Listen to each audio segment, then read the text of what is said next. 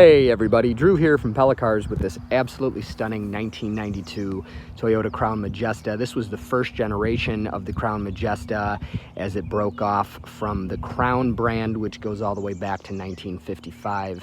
This car is absolutely stunning, just with the exceptions of a few scratches on the corners of the bumpers. It shows here at 59,000 kilometers, which is like 37,000 miles. Absolutely stunning car inside and out. I was under the impression, and still somewhat am under the impression, that the paint is the same as a Lexus of this era, but the coat is different. So a little bit more digging into that. A Lexus of that era would have been called, I believe, Diamond White Pearl with an Oyster Pearl two-tone. This is just code 47, which comes up as something different. As you can see here, absolutely gorgeous. Still has the sticker, the dealer sticker on it. You can tell that hasn't spent 30 years out in the sun. It's pretty obvious this car was garaged its entire life. These brown colors, like the rear package tray here, those usually fade to like a purple from being in the sun. It's obvious as well that this is not from the northern part of Japan where, you know, you would find salt and snow. This is from a part that is free from that type of weather, and it shows that as well. Even the wheels, just absolutely perfect. Beautiful wheels. The Majesta with its more rounded look, this is an S140 generation Crown. The S140 regular Crown, not Majesta, had much more like square edges on the spokes. Just everything about this car is more streamlined and smooth compared to a regular Crown. Certainly not to downplay the regular Crown, but this one is special.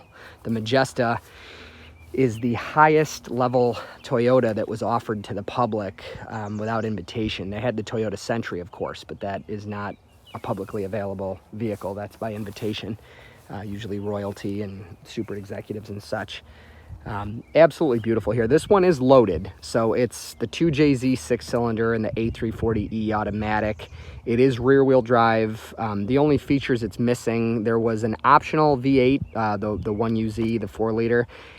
It's about as rare as hen's teeth, but there was a all-wheel drive option and an all-wheel steer option, but again, extremely rare. The other thing this doesn't have is navigation, which, believe it or not, Toyota released in 1984 on the Soarer, and it was an option in this car going back to 1991. It's got the highest stereo you can get without navigation. Unfortunately, it only works about 5% of the time, but when it does, it sounds absolutely fantastic. The air ride works beautifully, actually. It auto levels itself, and it has TEMS, Toyota electromagnetic suspension, and when activated, this car handles, you know, much more like a sports car. It takes 30-mile-per-hour curves at 60-70 miles per hour confidently, where of course without that it's like a big mushy sedan. But with that system, and it does work activated, this car handles absolutely incredibly. So inside, the car is even more stunning than it is on the outside. The seats, absolute perfection. Carpet, absolute perfection. You can see over here without the shadows, just absolutely beautiful inside out and out. Not a stain to be found anywhere. Still has its road flare. Lot of just crazy features inside this car. It has controls. The seat is broken. The gear to make it slide back and forth on one side is damaged, and it is available. It's going to get fixed, but the seat sliding back and forth doesn't work. But the idea is the rear passenger or the driver can adjust the seat, and this was a chauffeured car. For some people, it has power reclining rear seats here. We'll start it up.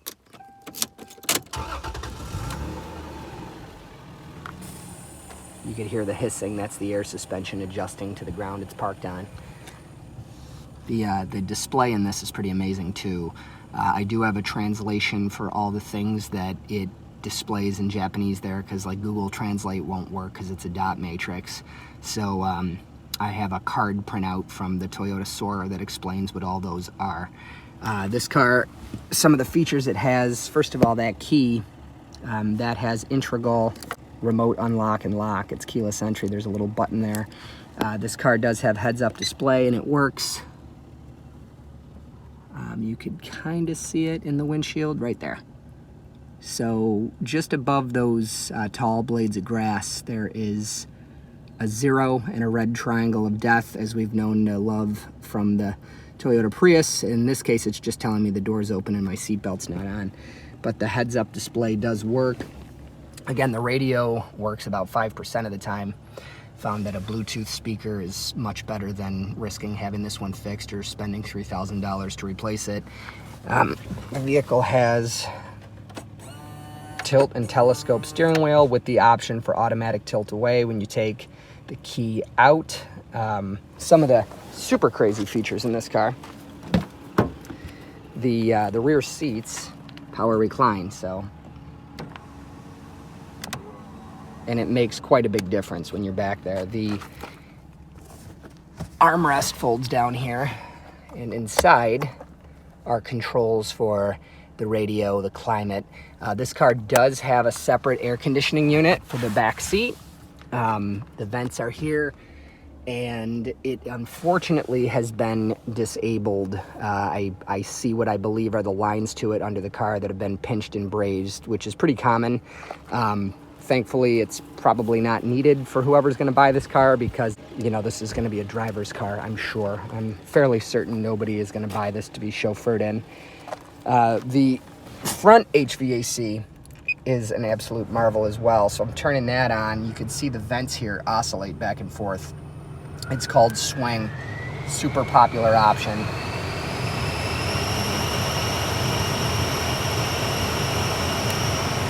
Ice cold AC.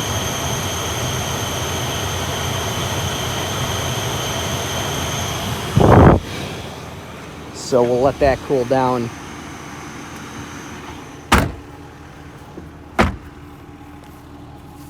Give you a little bit more of an angle here. Just absolutely gorgeous car. Beautiful inside, outside, and underneath, and it drives as good as it looks. Figured it'd be a nice idea to show you guys how the thing drives too. We're on a pretty smooth country road. I've had the car on the expressway, 75, 80 miles per hour, on smooth roads, and it's just absolutely fantastic. It's everything you'd expect from something with a 2JZ in it that supersedes the LS400 of its day in quality. This car was far superior to the LS, but positioned more or less next to it, not above it or below it. Per se. The chassis in this car, it's important to note, a lot of people think that this is based on the Toyota Aristo or the Lexus GS300. It's the opposite. This car was engineered first, and they used a very watered down version of this chassis to build the Aristo and then send it to the United States as a Lexus GS300. That's good news for a Crown Majesta owner, an S140 Crown Majesta owner, because your brakes, your calipers, your pads, most of it can be had from Lexus GS300 or SC300. Unfortunately, the air ride in the Toyota electromagnetic suspension, it will fail at some point. It's not if, it's when. And when it does, you can keep this beautiful car on the road by getting Lexus GS300 struts, mounts, and springs, and unfortunately, have that system deleted. I've talked to some people in the United States with these cars that have gone through repairs for parts that don't exist here, and you might lose your gauges, you might have warning lights, you might have dings, unfortunately, but you can keep it on the road. The reality is, as long as the body computer and the ECU work, you can drive this car pretty much forever. But those computers will likely fail before the mechanical components behind them. But yeah, so we're going about 50 miles per hour on a road that I probably should be going 35, but I'll show you some acceleration. That's to 60. Absolutely nothing. When you hear the motor in a way that's pleasant, you don't really feel anything. Silky, silky smooth, like a sewing machine. The brakes are fantastic. Tiny, tiny bit of a pulsation in them, which again, no big deal. Rock Auto, for inexpensive or high-end, whatever tickles your fancy. I'll probably go to the Toyota dealership or Lexus dealership and get GS, original Toyota stuff, as I believe such a fine example of a historic Toyota should be kept as original as possible, including wear items like windshield wipers and brakes. but we'll give you some. I'm driving right now, maybe a little bit more spirited than, you know, normal. Just absolutely smooth, absolutely fantastic. I wish Toyota would get in one of these, you know, pull one out of their museum or whatever, drive it, and try to bring this back. You know, newer, I haven't driven a new Crown. The Majesta is discontinued, and the 2021 Crown is fabulous and has good reviews. I would likely only buy it in a hybrid because I wouldn't have to deal with their confused and crazy 8-speed, which I believe is what's in it.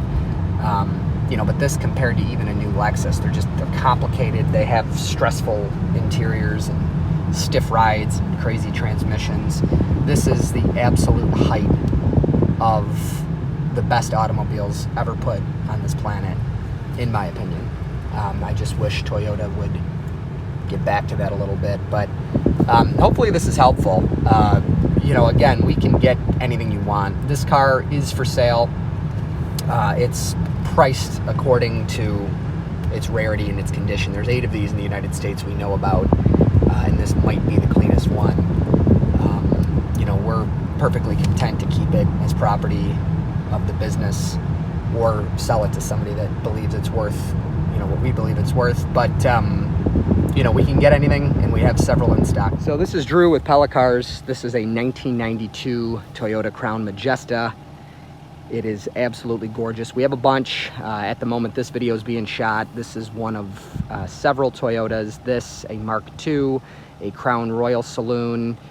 There will be a Nissan Laurel here with only 23,000 miles on it in a few weeks. We've got a Toyota Carina coming mid-summer, and are able to get just about anything you want from Japan. So remember, JDM, it shouldn't be a dream. These cars are, perhaps not this one, but the Crown, the Mark II, and even the Laurel are, you know, less than a third as much as a brand new Camry that's fully loaded, and a heck of a lot more fun. Don't dream about JDM when you can make it a reality. And remember, we are Rochester's JDM dealer. This is Drew at Pella Cars. Thank you.